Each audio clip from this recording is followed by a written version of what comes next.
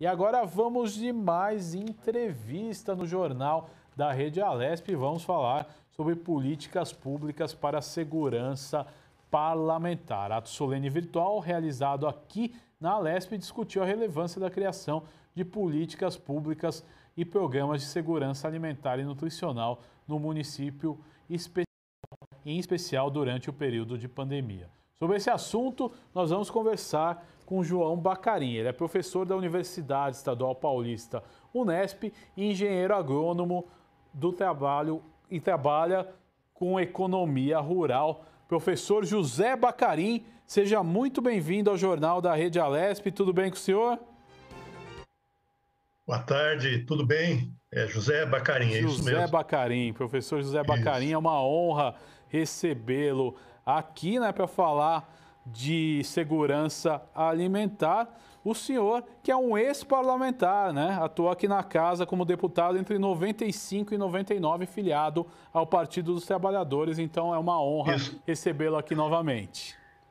É um prazer estar aqui com vocês, poder bater esse papo, um tema tão importante nesse momento, que é a segurança alimentar e nutricional, com todos os telespectadores da TV Alesp.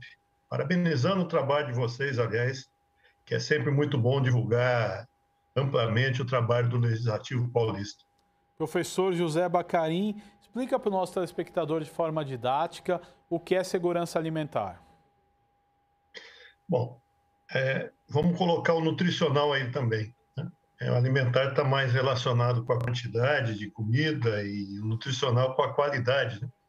Então, segurança alimentar e nutricional é garantir às pessoas continuamente, ou seja, todo dia, sem nenhum risco disso não acontecer, que a pessoa tenha acesso à quantidade necessária de comida e com qualidade, um alimento seguro e nutricionalmente bom para a pessoa, né?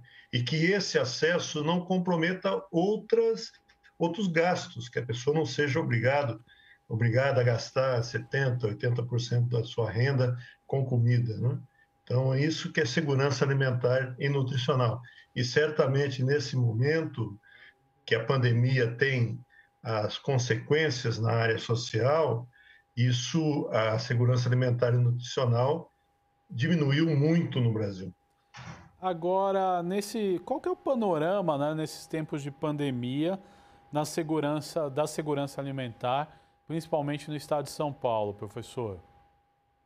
Bom, nós temos, Paulo, a seguinte situação. Nós tivemos o auxílio emergencial foi fundamental o ano passado para que a situação de insegurança alimentar e nutricional não aumentasse, né? Nós percebemos, o indicador disso foram as vendas dos supermercados, que durante 2020 não caíram.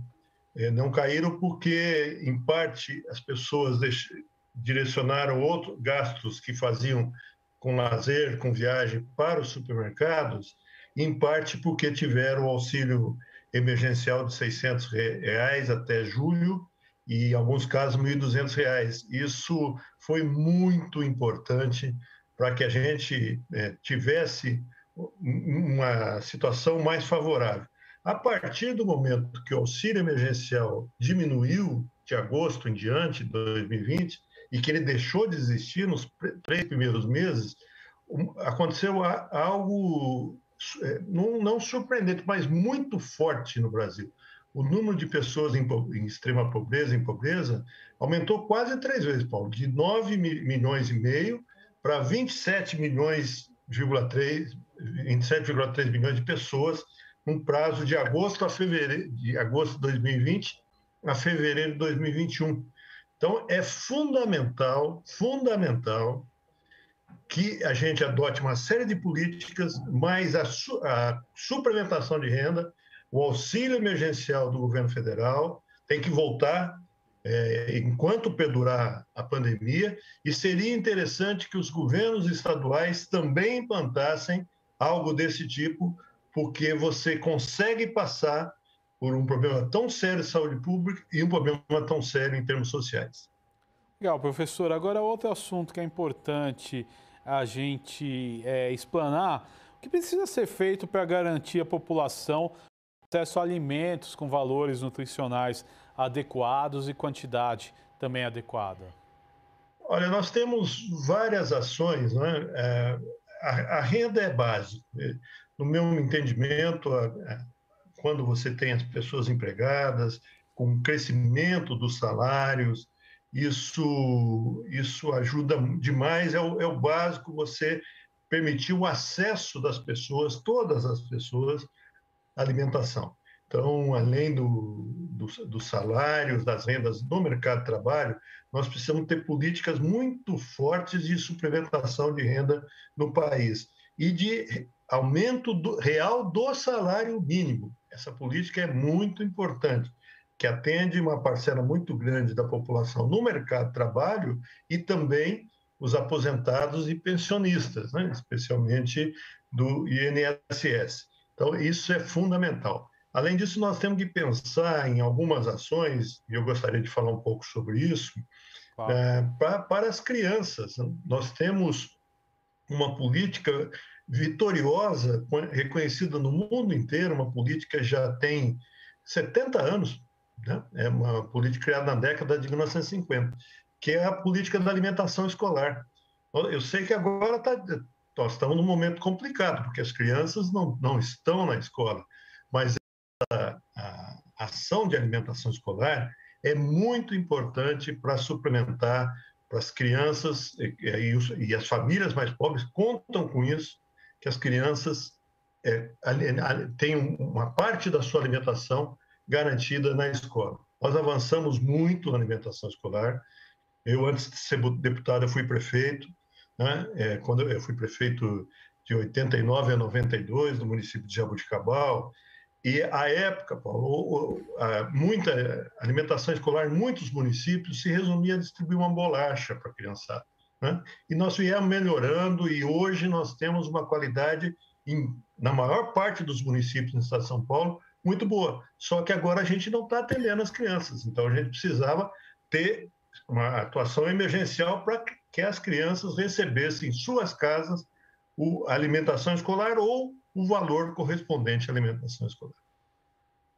Professor José Bacarin, que foi deputado aqui na Assembleia Legislativa de 95 a 99, eu quero agradecer a participação no Jornal da Rede Alesp, mas para finalizar, eu gostaria que o senhor falasse o que nós temos ainda para avançar em termos de políticas públicas, tanto estaduais quanto nacionais, em relação à saúde e à segurança alimentar.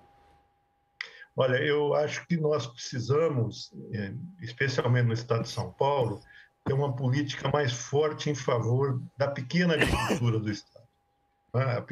Nós temos, não tanto quanto o sul do país, lá o número de agricultores familiares é maior, mas nós temos muitos agricultores familiares em São Paulo que poderiam estar sendo estimulados a aumentar a produção e ofertando mais produtos in natura para alimentação escolar, nos mercados convencionais de hortigranjeiros.